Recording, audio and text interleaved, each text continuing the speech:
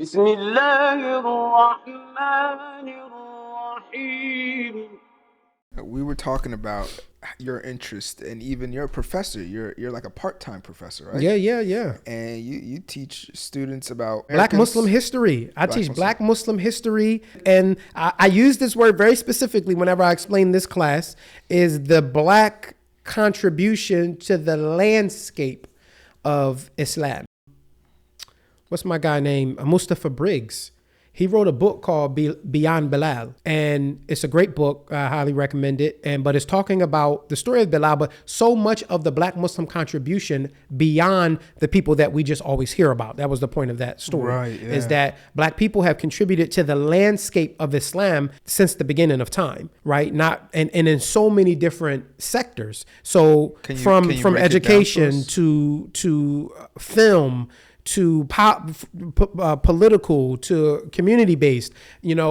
This class was tracing how Islam was introduced to Black people in North and West Africa, how Islam came over on the transatlantic slave trade, Well, right? how? Do you know how? Yeah, well, Can you tell us? Islam was really introduced, Islam spread the way it did way even before we had obviously cell phones and things like that, because of the ports, the merchants. You know what I mean? At the port, Islam, a lot of the deals and things that were being done with the spices and the different trades, Islam was being introduced. And then this was at a time where the majority of the people that were literate were Muslim, because at that time, reading and writing literacy was a tenet of Islam. So it was attractive for people, even for Muslim schools. There were non-Muslims that would send their children to Muslim institutions and madrasas at that time, because the Muslims were the only ones that could really read and literate, because again, we had to read Quran, we had to write Quran. So at that time, where the character of a Muslim is very prevalent, the most mannerable people and the most fair and just people were the Muslims, Yeah, right? because at that time you had merchants were very used to the quickest example, water and milk, right? Like increasing the quantity of milk you have by putting some water in it. That's what people were used to, that kind of trade. People deceiving you in trade. And one of the things absolutely. they found in Muslims that you're talking about is that Muslims wouldn't deceive others in trade. If I give you 6 apples, I'm giving you 6 apples, not a hollow apple on the inside or something like that, right? And the Quran talks about it multiple times. Literally, when you trade, Atid mizana haqqa, right? Give the scale its just weight, like its rightness, right? And the milk example. But yeah, keep going. Absolutely. I mean, just from the character of a Muslim, of course it was very attractive. And, so also you're looking at, for Black people at that time, for Islam, they're coming from a situation, because even slavery, of course, existed outside of America as well. Merchants were dealing with Africans? The merchants they're dealing with Africans, the spices and the fabrics and things that are coming. So what's happening is also Islam, during the transatlantic slave trade, there are statistics that say up to 50 to 60% of people were Black Muslims, or actually, well, we know that they were all Africans, but were Black Muslims as well. So much so where some of the captains of these ships that are not in control of the ship, but that are guiding the ships, are Black Muslims that are enslaved, because they were experts at maritime and being at sea. So they were literally made to pilot these ships to the new lands, to the Americas. So when Black people arrive here, you got 50 to 60, almost half percentage of them are Black Muslims. So now Islam now has come to the American shores by way of Black Muslims. So you're telling me that 50 to 60% potentially of the Black population today, their ancestors were originally Muslim? Well, of course, through, years of us all going into different cultures and different things. But what I'm saying is, during the transatlantic slave trade, on those first vessels that came over, specifically those first vessels that were coming over, were 50 to 60% of Black Muslims. Well, of those people, 50 to 60% of them were Muslim. What defines the first vessels?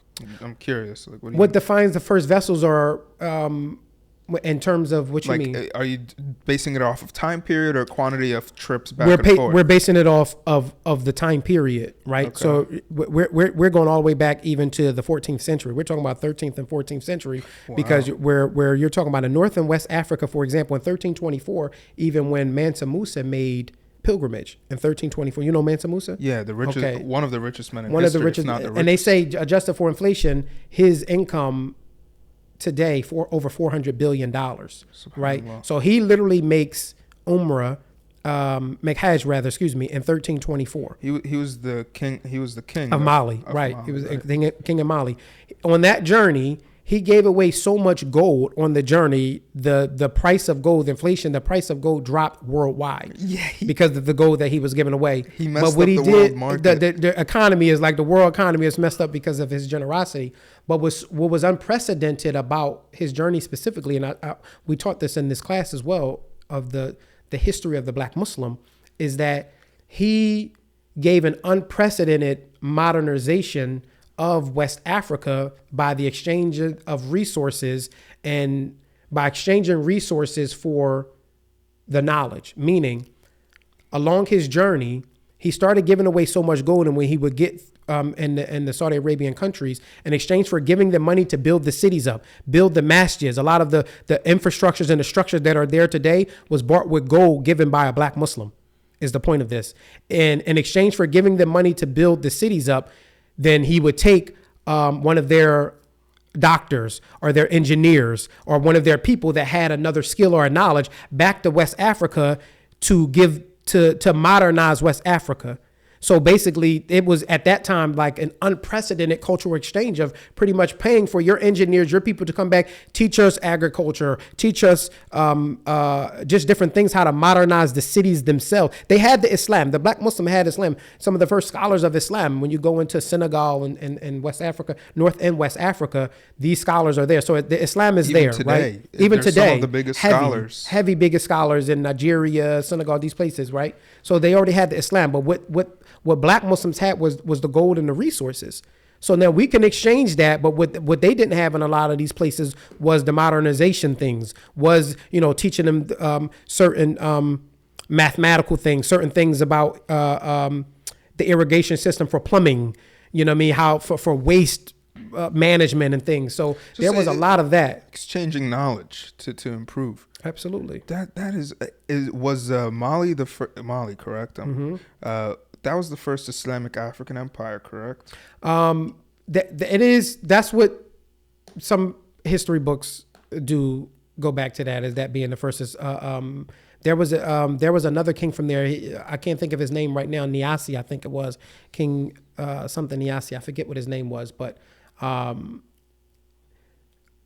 that's what is debated, that his empire as well was the first African Mansa empire. Musa was sorry, not to cut you off.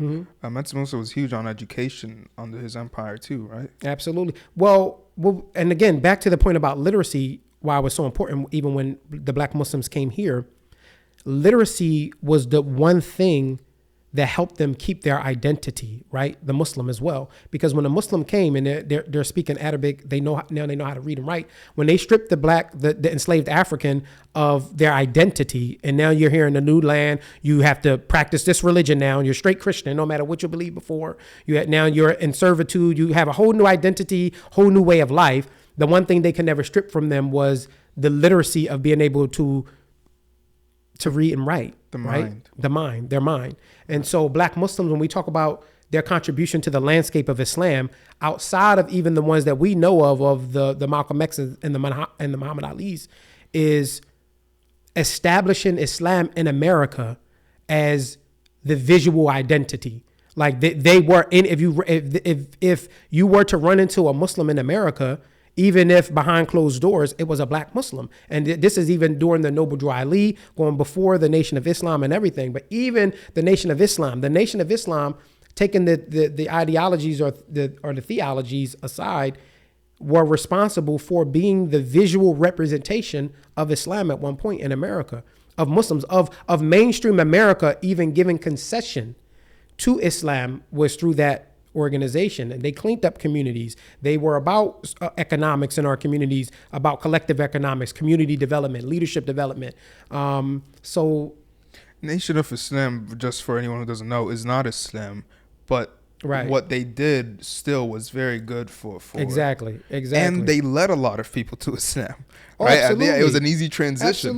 Absolutely. And so The black Muslim, man, when you see the black Muslim now of today, shout out to the Ibtihaj Muhammads and the Ilhan Omars and the Keith Ellisons and the black Muslims that are all in these different spaces and places. You know, of course, the Malcolm X's and the Muhammad Ali's and, you know, they stood for the black culture, but they also had the identity as being Muslim and showing people. Van Jones, you know, there's a famous quote from Van Jones, which is, you know, he's a political guy, reporter, journalist, who talked about how the best neighbor to have in America is a Muslim, you know, because of their manners and these are tenets that are already within just being Muslim. But so my journey as a black Muslim has always been to use my comedy first and foremost to subvert the stereotypes of Islamophobia and racism and bigotry, but to also show the contribution of the black Muslim to Islam.